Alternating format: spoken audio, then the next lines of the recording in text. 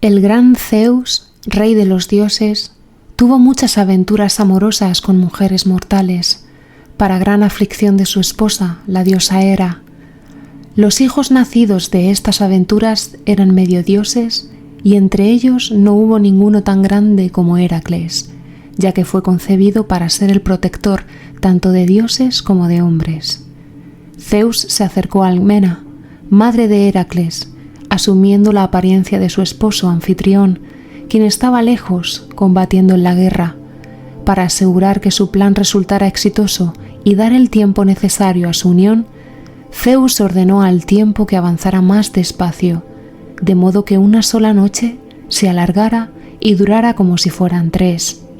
Así, el dios pudo permanecer junto a Alcmena en un tiempo fuera de lo común para los mortales, garantizando que su linaje perdurara en el niño que vendría. Al día siguiente, Anfitrión regresó victorioso, lleno de ansias por reunirse con su esposa. Sin embargo, Alcmena, aún agotada por la noche extraordinaria, se sintió incapaz de recibir a su esposo con la misma emoción. En su interior ya llevaba al hijo de Zeus, destinado a convertirse en el mayor de los héroes griegos. Al cabo de 9 meses, Zeus observaba con orgullo desde el Olimpo cómo el nacimiento de su hijo se acercaba. Durante este tiempo, Alcmena vivió bajo la protección de Atenea, quien, por orden de Zeus, velaba para que ningún peligro perturbara el desarrollo del niño en su vientre. En tanto, los oráculos y augurios en Grecia comenzaban a anunciar el nacimiento de un héroe de fuerza inigualable, alguien que cambiaría el destino de hombres y dioses. Los mortales, sin conocer aún su nombre, hablaban de señales en el cielo y de presagios en la tierra, indicios de que un ser extraordinario pronto nacería. En el Olimpo, Zeus se jactaba de la grandeza de su hijo ante los demás dioses, refiriéndose a él como el protector futuro de Grecia y el más fuerte de los héroes. Con una sonrisa proclamaba: «Su nombre será Heracles y heredará la casa real de Perseo». Hera, sin embargo, escuchaba cada palabra con creciente resentimiento. La diosa, indignada de que Zeus destinara a su hijo con una mortal para tan alta gloria, comenzó a tramar sus propios planes, buscando interferir en el destino del niño antes de que siquiera llegara al mundo.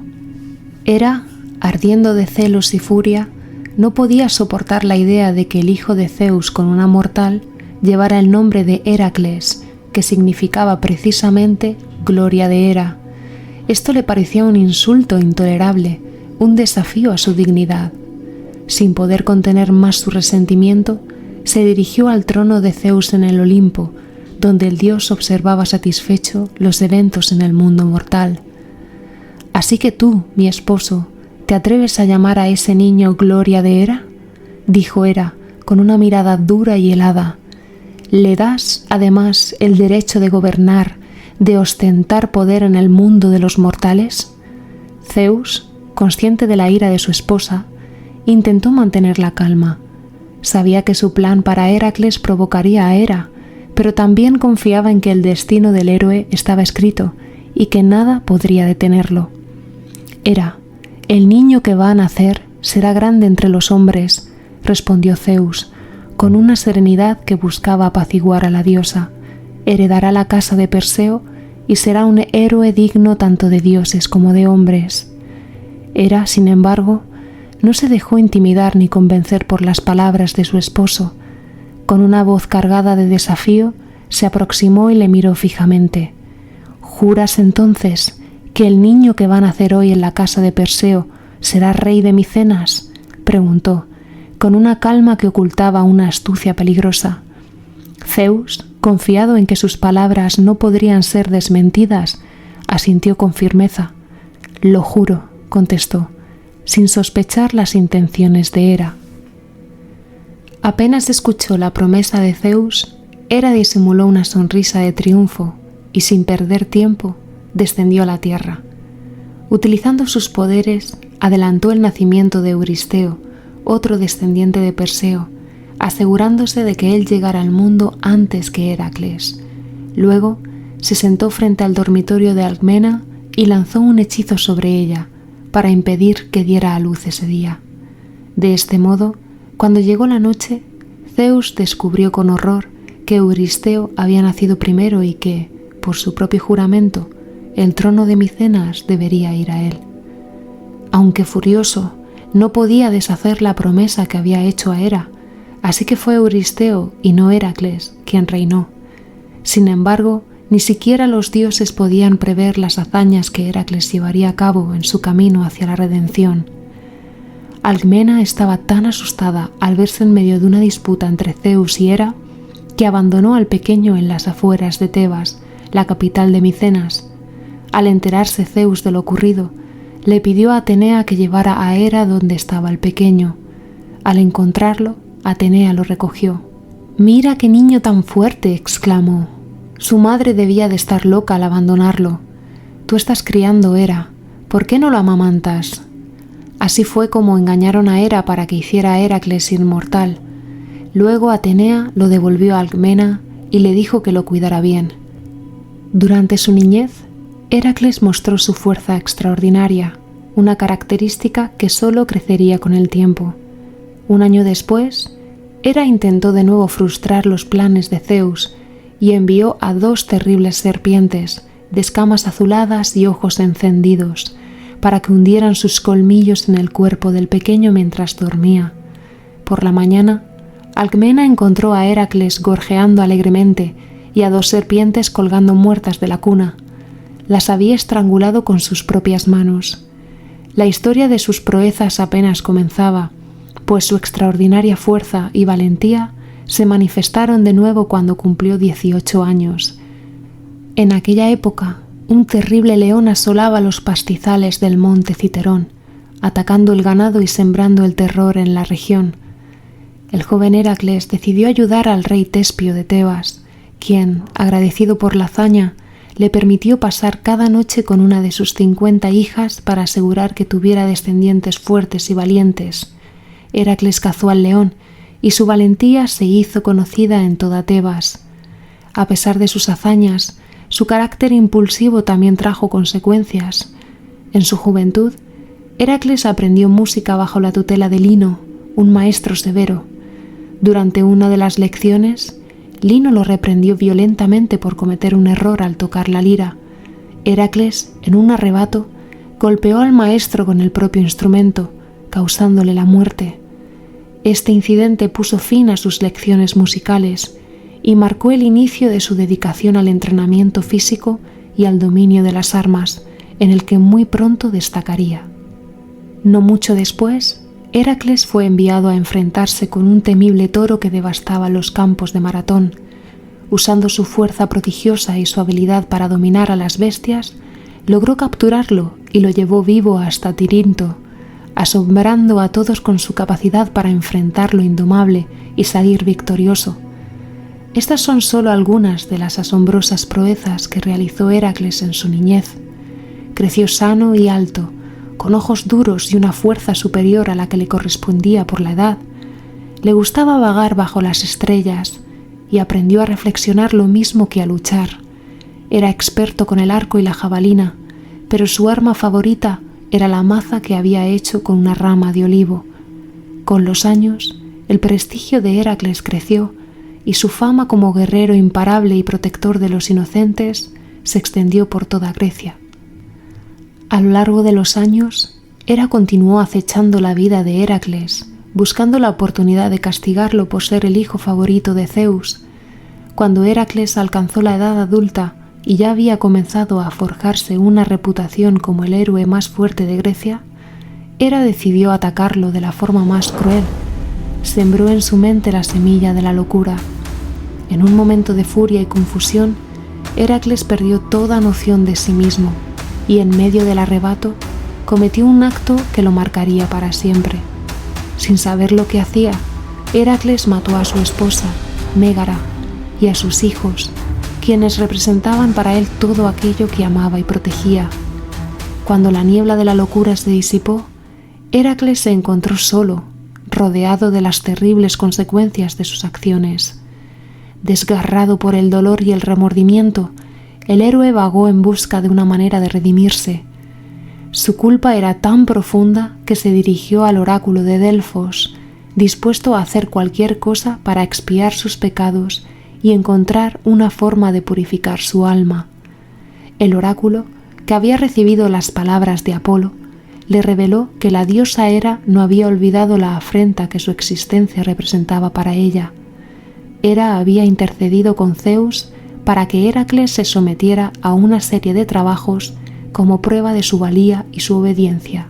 El oráculo de Delfos confirmó que debía servir a su primo Euristeo, el rey de Micenas, quien le impondría las pruebas.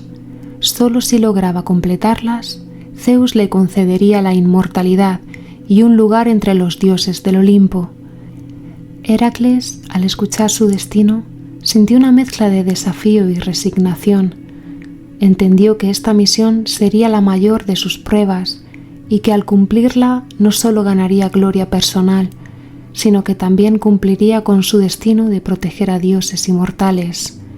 A pesar del desafío que Hera había dispuesto, Heracles aceptó la tarea y partió hacia Micenas, donde Euristeo lo esperaba con los primeros de los trabajos que definirían su vida. Así fue como Heracles se presentó ante Euristeo, aceptando su destino con humildad. Euristeo, guiado tanto por el mandato de los dioses como por su propio temor y envidia hacia su primo, le impuso una serie de 12 trabajos monumentales, cada uno más difícil que el anterior. Aquellos trabajos que requerirían de una fuerza y resistencia incomparable serían su prueba definitiva. Hera, satisfecha con el castigo, accedió a que, si Heracles completaba cada uno de los trabajos, alcanzaría la divinidad y se uniría a los inmortales en el Olimpo. La primera tarea que le encomendó Euristeo pretendía ser la última, ya que consistía en matar al león de Nemea, una terrible criatura cuyo grueso pellejo estaba hecho a prueba de cualquier arma. Cuando Heracles llegó a Nemea, no encontró a nadie que le informara de dónde estaba el león, ya que había devorado a todos los que se le ponían al paso, de modo que siguió su rastro por todo el país hasta llegar a su guarida. Allí esperó a que el león regresara de su cacería, con la melena manchada con la sangre de sus víctimas. Heracles le disparó con el arco, pero las flechas rebotaban en él. Luego le atacó con la espada, pero los golpes repercutían en sus manos. De modo que siguió a la bestia hasta su cueva, y allí la atrapó entre sus brazos, estrangulándola hasta morir. Cuando Heracles regresó a Tebas, llevando la piel del león como armadura, poco faltó para que el rey Euristeo se desmayara. La próxima vez basta con que me avises de que has concluido tu trabajo. No hace falta que vengas en persona, le dijo Euristeo, pues le aterrorizaba que su primo hiciera al rey de Tebas lo que le había hecho al león de Nemea. Varios de los trabajos de Heracles fueron de naturaleza similar. Le enviaban a luchar contra un monstruo y lograba matarlo y capturarlo, ya fuera mediante la fuerza o el ingenio. Su segunda misión fue derrotar a la temible Hidra de Lerna, una criatura aterradora que vivía en los pantanos cercanos a la ciudad de Argos. La Hidra era un monstruo de múltiples cabezas, cada una con colmillos afilados y aliento venenoso, tan letal que incluso acercarse a ella podía significar la muerte. Este ser, engendrado por Tifón y Equidna, había sembrado el terror en la región, matando a todo aquel que osara acercarse a su guarida. Heracles, decidido a enfrentarla, emprendió el camino hacia Lerna en compañía de su sobrino Iolao, quien se ofreció a ayudarlo en la misión. Al llegar al pantano, Heracles intentó atraer a la Hidra disparando flechas de fuego hacia su guarida. El monstruo emergió entre la bruma, alzando sus múltiples cabezas y lanzando un silbido que estremeció la tierra. Heracles se lanzó al ataque, blandiendo su espada para cortar una de las cabezas de la Hidra. Sin embargo, al hacerlo, comprobó con horror que, en lugar de una, 2 cabezas nuevas crecían en su lugar. El héroe intentó cortar varias cabezas más, pero el resultado era el mismo. Por cada una que cortaba, surgían dos más, lo que hacía que la batalla pareciera imposible. A medida que el combate se prolongaba, Heracles empezó a sentir los efectos del veneno en el aire y comprendió que, si continuaba de esa forma, la hidra lo superaría. Fue entonces cuando Iolao tuvo una idea ingeniosa. Sugirió que, después de cortar cada cabeza, Heracles cauterizara el cuello con fuego para evitar que las cabezas volvieran a crecer. Usando esta estrategia, Heracles cortaba cada cabeza y Iolao aplicaba fuego sobre la herida para sellarla. Poco a poco, fueron reduciendo las cabezas del monstruo hasta que quedó solo una, la cabeza inmortal de la hidra. Heracles, consciente de su inmortalidad, tomó una maza y aplastó la última cabeza bajo su peso, enterrándola en el suelo y cubriéndola con una enorme roca para que no pudiera causar más daño. Como último acto, Heracles sumergió sus flechas en la sangre venenosa de la hidra, dotándolas de un poder letal que utilizaría en futuras batallas. La victoria fue difícil, pero con su ingenio y la ayuda de Iolao, Heracles venció al monstruo y se aseguró de que su veneno no volviera a amenazar la región. De este modo, a Heracles se le encomendó el tercer trabajo, capturar viva a la cierva de Cerinia, un animal sagrado de la diosa Artemisa. La cierva, de pelaje dorado y pezuñas de bronce, era una criatura excepcionalmente veloz y difícil de atrapar, incluso para el más hábil de los cazadores. Artemisa, la diosa de la caza, la había consagrado como símbolo de pureza y protección en los bosques, y cualquiera que osara hacerle daño se enfrentaría a su ira. Heracles entendió que capturarla sin lastimarla sería una tarea más complicada de lo que parecía. Pasó días y noches siguiendo las huellas de la cierva, que lo guiaban por montañas, valles y frondosos bosques. Sin descanso, continuó la persecución durante casi un año, hasta que, finalmente, logró divisarla mientras bebía en un arroyo tranquilo. Heracles avanzó en silencio, acercándose lentamente, pero la cierva, al percibir su presencia, se preparó para huir una vez más. Comprendiendo que no podía igualar su velocidad, Heracles recurrió a su arco, apuntando con destreza a las patas de la cierva para herirla levemente y así detener su huida sin hacerle un daño grave. Al lograr inmovilizarla, se aproximó con cautela y, con gran respeto hacia la diosa Artemisa, levantó a la cierva y la llevó consigo, asegurándose de no causarle ninguna herida adicional. Mientras regresaba con la cierva, se encontró con Artemisa y Apolo, quienes, al enterarse de su misión, lo confrontaron por haberse atrevido a capturar un animal sagrado.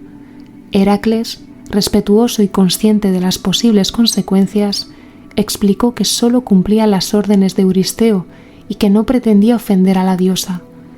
Conmovida por su sinceridad, Artemisa lo dejó continuar su viaje bajo la condición de que la cierva fuera devuelta a la naturaleza una vez presentado el trofeo a Euristeo. Así, Heracles entregó la cierva a Euristeo, cumpliendo su cometido, y luego la liberó para que regresara al bosque bajo la protección de Artemisa. Apenas concluido este trabajo, se le asignó el cuarto, en el que debería capturar al temible jabalí de Erimanto, un monstruo que devastaba las tierras y sembraba el pánico entre los habitantes de la región. Este jabalí gigante, de colmillos afilados y una fuerza imparable, arrasaba campos y destrozaba cultivos, dejando tras de sí un rastro de destrucción y desesperación. Los habitantes de los pueblos cercanos vivían con miedo y nadie se atrevía a acercarse a las tierras donde la bestia solía merodear. Heracles, determinado a cumplir con su misión, siguió el rastro del jabalí hasta las heladas laderas del monte Erimanto, donde se internó entre los densos bosques de pinos cubiertos de nieve. El jabalí era astuto y tenía la capacidad de escabullirse en el terreno montañoso, dificultando su persecución. Heracles, sin embargo, sabía que debía utilizar su ingenio, pues capturar a la criatura en combate directo pondría en peligro su vida. Después de días de rastreo, Heracles finalmente localizó al jabalí y comenzó a acosarlo, persiguiéndolo por el bosque y agotándolo poco a poco. Aprovechando las pendientes nevadas de las montañas, Heracles logró acorralarlo en una zona donde la nieve era más profunda y el terreno dificultaba el movimiento de la bestia. Cuando el jabalí quedó atrapado en un banco de nieve, Heracles se abalanzó sobre él, sujetándolo con sus poderosos brazos para evitar que escapara. Con una impresionante muestra de fuerza, el héroe cargó al jabalí sobre sus hombros y lo llevó hasta la corte de Euristeo. Al ver a Heracles cargando a la imponente bestia, Euristeo sintió tal terror que se escondió en una enorme vasija, temiendo que su primo pudiera acabar con él, de la misma manera que lo había hecho con la criatura. Heracles, satisfecho de haber cumplido con otro trabajo, dejó al jabalí bajo custodia y se preparó para su siguiente misión. Su siguiente misión llevó a Heracles a enfrentarse a las aves estinfálidas, unas criaturas monstruosas que habitaban en los pantanos cercanos al lago Estínfalo, en Arcadia. Estas aves no eran comunes, poseían plumas de metal afiladas como cuchillas, las cuales lanzaban como dardos mortales sobre cualquiera que osara acercarse a su territorio. Además, sus picos y garras eran tan fuertes como el hierro, y sus graznidos eran tan estruendosos que hacían huir al ganado y aterrorizaban a los habitantes de la región. Heracles, al llegar a los oscuros pantanos, comprendió rápidamente que la tarea no sería fácil. Las aves, al verlo, alzaron vuelo y comenzaron a atacarlo desde el cielo, lanzando sus plumas filosas con precisión mortal. Sin embargo, el héroe no se dejó intimidar y comenzó a buscar una forma de hacerlas descender. Recordando los consejos de Atenea, que lo apoyaba en esta misión, utilizó unos címbalos de bronce, un regalo de la diosa, para hacer un ruido ensordecedor. Al golpear los címbalos, un estruendo metálico reverberó en todo el pantano, causando que las aves estinfálidas se desorientaran y se vieran forzadas a salir de su escondite. Aprovechando el momento, Heracles levantó su arco y disparó flechas en todas direcciones, derribando una a una a las aves que intentaban escapar.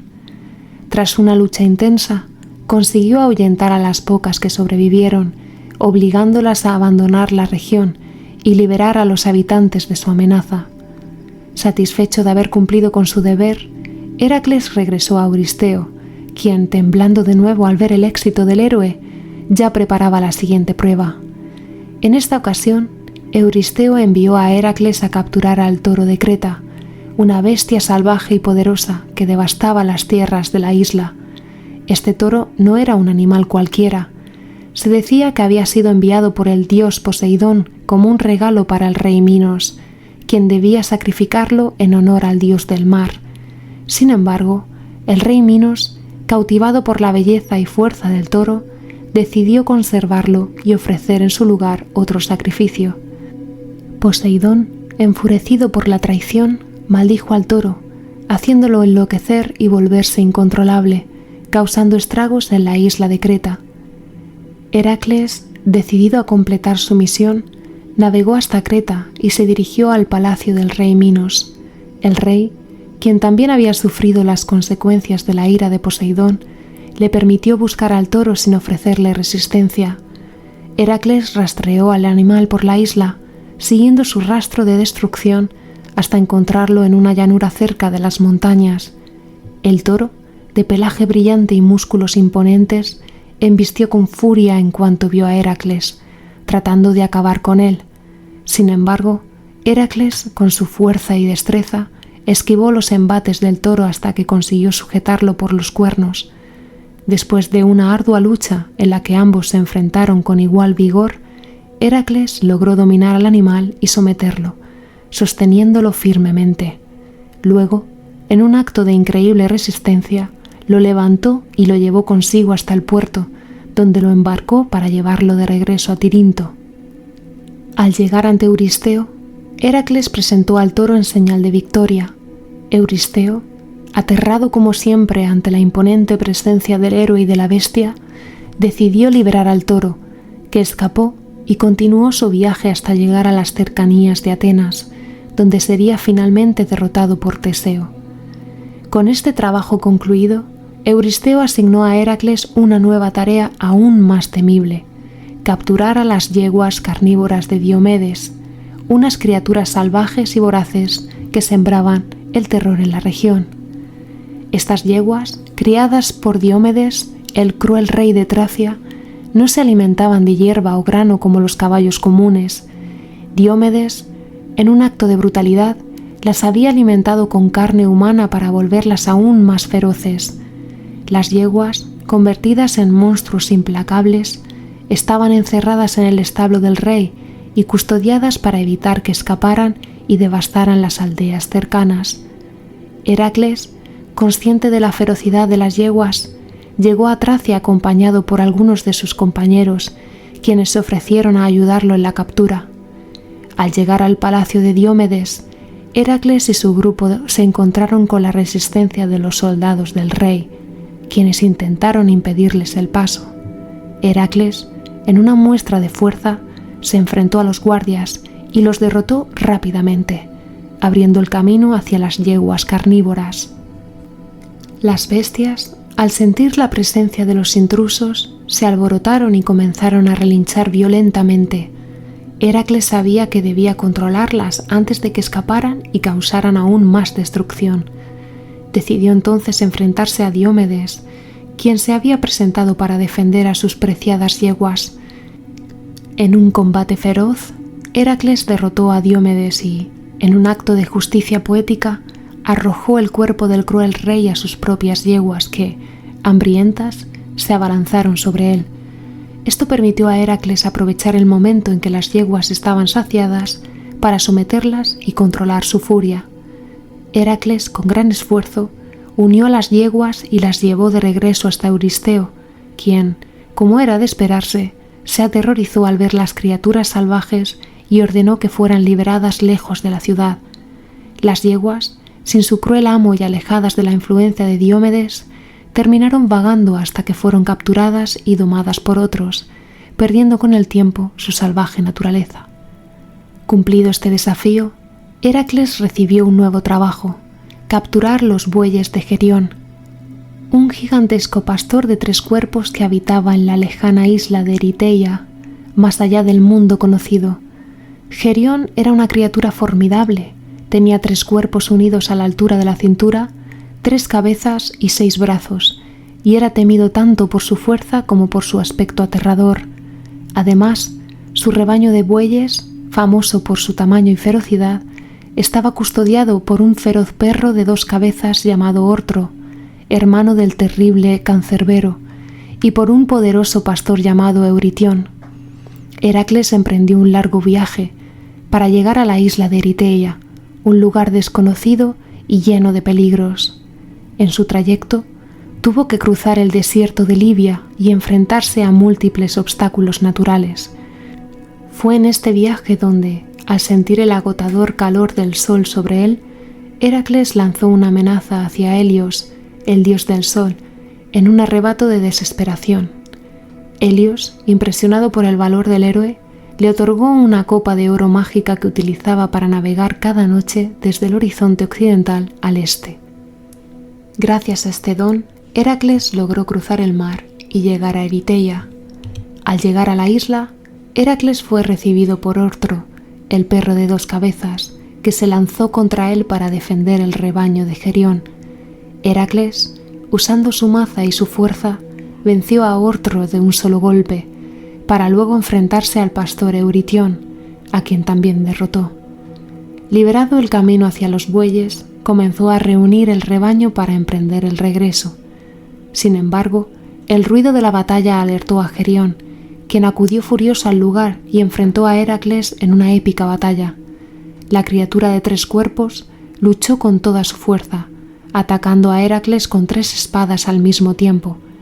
Heracles, con una destreza y valentía sin igual, utilizó su arco y flechas impregnadas en el veneno de la hidra para vencer a Gerión, clavándole una flecha en cada uno de sus 3 torsos hasta acabar con él. Con Gerión vencido, Heracles tomó el rebaño de bueyes y comenzó el arduo regreso a Micenas. La travesía no fue fácil. En su camino encontró dificultades como ríos embravecidos y ataques de bandidos que intentaron robarle los bueyes. A pesar de todos los obstáculos, logró llevar el rebaño hasta la corte de Euristeo, quien, como era de costumbre, se sorprendió y aterrorizó al ver que Heracles había completado otra misión imposible. Con este trabajo concluido, Heracles había cumplido con otra de las pruebas que lo acercaban a la inmortalidad y ya se preparaba para el próximo desafío que Euristeo le impondría. También se le envió a robar el cinturón de oro de Hipólita, la reina de las Amazonas, un grupo de mujeres guerreras que vivían en una tierra lejana y eran conocidas por su destreza en la batalla y su total independencia de los hombres. El cinturón de Hipólita no era un adorno cualquiera. Se trataba de un objeto sagrado, otorgado por Ares, el dios de la guerra, como símbolo de poder y liderazgo sobre las Amazonas. Euristeo, en su capricho, deseaba el cinturón para regalárselo a su hija Admete, y envió a Heracles a esta misión sin considerar los desafíos que implicaba. Heracles emprendió el viaje hasta Temistira, la tierra de las Amazonas, y al llegar fue recibido con precaución, pero sin hostilidad, por la reina Hipólita. La fama de Heracles había llegado hasta las Amazonas y la reina, impresionada por su valentía, estuvo dispuesta a entregarle el cinturón pacíficamente, reconociendo en él a un héroe digno de respeto. Sin embargo, Hera, quien seguía buscando la manera de obstaculizar a Heracles, aprovechó la situación y se apareció en Temistira, disfrazada de amazona, difundiendo el rumor entre las guerreras de que Heracles planeaba secuestrar a su reina y destruir su tierra. Ante el temor de una traición, las amazonas, convencidas de la amenaza, se armaron y rodearon a Heracles. Sin entender la razón del ataque, el héroe se vio obligado a defenderse. En medio de la confusión, Heracles se enfrentó a las amazonas en una batalla intensa. Finalmente, tras un enfrentamiento con varias de ellas, logró acercarse de nuevo a Hipólita. La reina, viendo la situación fuera de control y deseando evitar una mayor masacre, entregó a Heracles el cinturón como símbolo de paz y le permitió marcharse, entendiendo que su objetivo no era destruirlas, sino cumplir su misión. Heracles, respetuoso ante el valor y la nobleza de Hipólita, tomó el cinturón y emprendió su regreso, dejando atrás a las amazonas, quienes volvieron a la paz en cuanto él partió. Al llegar a la corte de Euristeo, presentó el cinturón a modo de trofeo, cumpliendo así con el noveno de sus trabajos. Heracles había completado con éxito todos estos trabajos, pero los 3 que le faltaban iban a ser de naturaleza distinta, pues requerirían tanto ingenio como fuerza, enfrentándolo a pruebas de resistencia y astucia aún mayores. «Es indudable que puede cazar y luchar», dijo Euristeo, «pero veamos si le gusta el duro trabajo».